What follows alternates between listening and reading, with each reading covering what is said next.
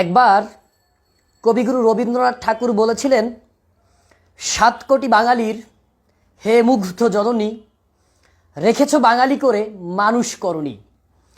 এই কথার উত্তর দিতে গিয়ে বঙ্গবন্ধু শেখ মুজিবুর রহমান যখন ১৯৭২ সালের ১০ই জানুয়ারি বাংলাদেশে প্রত্যাবর্তন করলেন, তখন কবিগুরু রবীন্দ্রনাথ ঠাকুরকে উদ্দেশ্য করে বঙ্গবন্ধু বললেন, হে রবীন্দ্রনাথ, আপনি এসে দেখে যান আমার বাঙালি আজ বাঙালি হয়েছে, আমার বাঙালি আজ মানুষ হয়েছে। সেই বঙ্গবন্ধুই একবার বললেন যে ৭ কোটি বাঙালির ৭ কোটি কম্বল, আমার কম্বলটি কোথায়? সেই বঙ্গবন্ধুই আবার একবার তার বক্তৃতায় বললেন যে সবাই পায় সোনার খনি, আমি পেয়েছি চোরের খনি। এবং সেই চোরের খনির একটি উদাহরণ আপনাদেরকে আজকে এই ভিডিওর মাধ্যমে দেশবাসীর কাছে আমি দিতে চাই এবং দিচ্ছি। আমার কাছে আজকের প্রথম আলো পত্রিকাটি রয়েছে। এই পত্রিকাটির একটি শিরোনাম রয়েছে, এটি ভুল নাকি অনিয়ম? এটি ভুল নাকি অনিয়ম? ব্যাখ্যা দিচ্ছি। এই বাংলাদেশে আজকে যেমন করে স্বাধীনতার পরে জন্মগ্রহণ করেও আপনাকে আমাকে রাজাকার বলা হয়, ২০০০ সালে জন্মগ্রহণ করেও যেমন আপনি আমি কোটা সংস্কার আন্দোলন, নিরাপদ সড়ক আন্দোলন করার কারণে আপনি আমি যদি রাজাকার হতে পারি, তাহলে এই বাংলাদেশে ৭ কোটি বাঙালির হে মুগ্ধ জননী, রেখেছ বাঙালি করে মানুষ করনি, সেই বাংলাদেশে স্বাধীনতার পরে জন্মগ্রহণ করেও সেই বাংলাদেশে বীর মুক্তিযোদ্ধা হওয়া সম্ভব। তার প্রমাণ আজকের প্রথম আলো পত্রিকা। বন্ধুগণ, আপনাদেরকে দেখাচ্ছি কিছু প্রমাণ। এখানে বলা হয়েছে, আজকের প্রথম আলো পত্রিকা আমি যদি আপনাদেরকে কোট করে শোনাচ্ছি, জাতীয় পরিচয়পত্রের তথ্য অনুযায়ী ভাতাপ্রাপ্ত প্রায় ২০০০ বীর মুক্তিযোদ্ধার বয়স ৫০-এর নিচে। আমি আপনাদেরকে কোট করে দিচ্ছি, অ্যাকর্ডিং টু টুডেস প্রথম আলো, জাতীয় পরিচয়পত্রের তথ্য অনুযায়ী তাদের কারো বয়সের জন্ম ১৯৮২ সালে, কারো আবার জন্ম ১৯৯১ সালে। স্বাধীনতার মহান যুদ্ধ হয়েছিল ১৯৭১ সালে এবং ১৯৮২ সালে জন্মগ্রহণ করেছে। স্বাধীনতার ১১ বছর পরে জন্মগ্রহণ করে ১৯৮২ সালে জন্মগ্রহণ করে সেই ব্যক্তিও বীর মুক্তিযোদ্ধা এবং তিনি মুক্তিযুদ্ধের নামে তিনি ভাতা পাচ্ছেন। কারো জন্ম ১৯৯১ সালে, স্বাধীনতার ২০ বছর পরে জন্মগ্রহণ করে তিনি বীর মুক্তিযোদ্ধার ভাতা গ্রহণ করছেন। প্রত্যেক মাসে তিনি ১২,০০০ টাকা ভাতা পাচ্ছেন। এর সংখ্যা প্রায় ২০০০ মুক্তিযোদ্ধা যাদের বয়স ৫০-এর নিচে এবং যাদের জন্ম ১৯৭১ সালের পরে, তারা প্রত্যেক মাসে ১২,০০০ টাকা করে, প্রায় প্রত্যেক বছরে প্রায় ১,৭১,০০০ টাকা। অ্যাকর্ডিং টু প্রথম আলো, প্রত্যেক মাসে যে ভাতা দেওয়া হয় ১২,০০০ টাকা, প্রত্যেক ঈদে, রোজা, রমজানের ঈদে, কুরবানির ঈদে এবং পয়লা বৈশাখ উপলক্ষে তাদেরকে যে ভাতা দেওয়া হয়, সব কিছু মিলিয়ে প্রত্যেক মুক্তিযোদ্ধা কম পক্ষে আপনার প্রতি বছর আপনার ভাতা পেয়ে থাকেন ১,৭১,০০০ টাকা ভাতা পেয়ে থাকেন। সেখানে ২,০০০ মুক্তিযোদ্ধা, হিসেব করেন ১,৭১,০০০ টাকা গুণ ২,০০০, প্রত্যেক বছরে কত হাজার কোটি টাকা সেখানে যাচ্ছে। এটা শুভঙ্করের ফাঁকি। বীর মুক্তিযোদ্ধা পদবি নিয়ে ভুয়া মুক্তিযোদ্ধার সাথে সচিব হয়েছেন, এই অনিয়ম।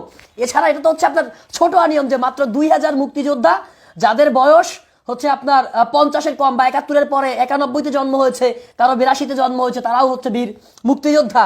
এটা ছোট্ট অনিয়ম। আপনাদেরকে বড় অনিয়মের দিকে নিয়ে যাচ্ছি আমি এখন। সেই বড় অনিয়ম আপনাদেরকে তুলে ধরছি আমি আপনাদের মাঝে।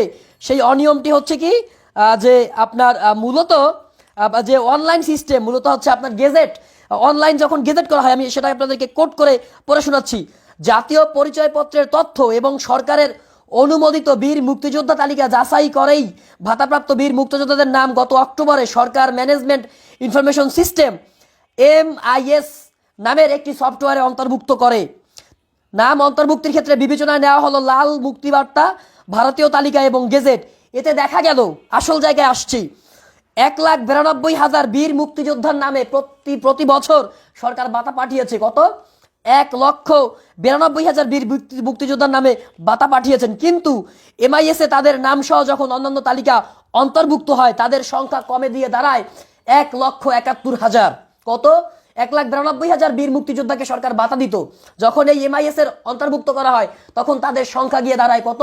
১,৭১,০০০। এখানে ২১,০০০ নেই, ২১,০০০ বীর মুক্তিযোদ্ধা নেই।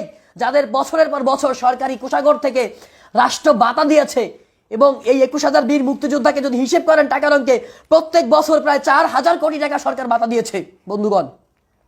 21,000 বীর মুক্তিযোদ্ধা প্রত্যেককে যদি 1,71,000 টাকা প্রত্যেক বছরে ভাতা দেওয়া হয়, আপনি গুণ দেন, 21,000 গুণ হচ্ছে 1,71,000 টাকা প্রত্যেক বছর তাদেরকে সেই ভাতা দেয়া হয়েছে বন্ধুগণ। বীর মুক্তিযোদ্ধাদেরকে সম্মানস্বরূপ প্রত্যেক মাসে 12,000 টাকা ভাতা দেয়া হয়। এছাড়া হচ্ছে প্রত্যেক ঈদে 10,000 টাকা করে বোনাস দেয়া হয়।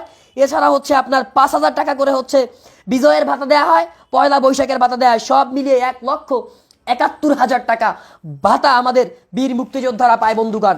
এই হচ্ছে আপনার শুভঙ্করের ফাঁকি। আমরা যদি 71-এর পরে জন্মগ্রহণ করে আমাদেরকে যদি রাজাকার বলা হয়ে থাকে, এই যারা রাষ্ট্রের টাকা এইভাবে লোপাট করছে, অনিয়ম করছে, দুর্নীতি করছে, তাদেরকে রাজাকার নয়, শুধু তাদেরকে কি বলবে সেই ধরনের ভাষা, সেই ধরনের শব্দ আমাদের জানা নেই। নিরাপদ সড়ক আন্দোলন করেছিলাম, যৌক্তিক কোটা সংস্কার আন্দোলন করেছিলাম, গণতন্ত্রের প্রশ্নে, দেশের মানুষের অধিকারের প্রশ্নে আন্দোলন করে যাচ্ছি, তাই আমাদেরকে বলা হচ্ছে রাজাকার। আজকে 2,000 মুক্তিযোদ্ধা যাদের জন্ম হচ্ছে 1971 সালের পরে, তারা হচ্ছে ভাতা পাচ্ছে। 21,000 মুক্তিযোদ্ধা যাদের সাথে মুক্তিযুদ্ধের কোনো সম্পর্ক নেই, তারা আসলে আদৌ পৃথিবীতে তারা আছে কিনা তো কোনো হদিস নেই, কোনো ঠিক ঠিকানা নাই। সেই 21,000 বীর মুক্তিযোদ্ধার টাকা তুলে স্থানীয় হচ্ছে আপনার প্রশাসন খেয়েছে। 21,000 মুক্তিযোদ্ধার টাকা প্রত্যেক বছর 4 থেকে 10,000 কোটি টাকা লোপাট হচ্ছে বন্ধুগণ। 1,92,91,000 মুক্তিযোদ্ধার তালিকা হচ্ছে এটা। তার মানে আপনারা হিসেব করে দেখেন যে প্রতি বছর বীর মুক্তিযোদ্ধাদের ভাতার নামে কত হাজার কোটি টাকা এই রাষ্ট্রীয় কোষাগার থেকে প্রতি বছর লোপাট করা হচ্ছে বন্ধুগণ। সেই প্রশ্ন আপনাদের কাছে এই রেকর্ডিংয়ে রাখছি। সবাই এই ভিডিওটিকে শেয়ার করে সবার কাছে পৌঁছে দিবেন। দেখবেন যে কি হচ্ছে বীর মুক্তিযোদ্ধাদের নামে, কিভাবে রাষ্ট্রের টাকা রাষ্ট্রের কোষাগার থেকে লুণ্ঠন করা হচ্ছে। আবারও রবীন্দ্রনাথের ভাষায় বলতে চাই, 7 কোটি বাঙালির হে মুগ্ধ জননী, রেখেছ বাঙালি করে মানুষ করণী। বঙ্গবন্ধুর সোনার বাংলায় আজকে চোরের খনিতে ভরে গিয়েছে। সকলে ভালো থাকবেন, সুস্থ থাকবেন। আল্লাহ হাফিজ।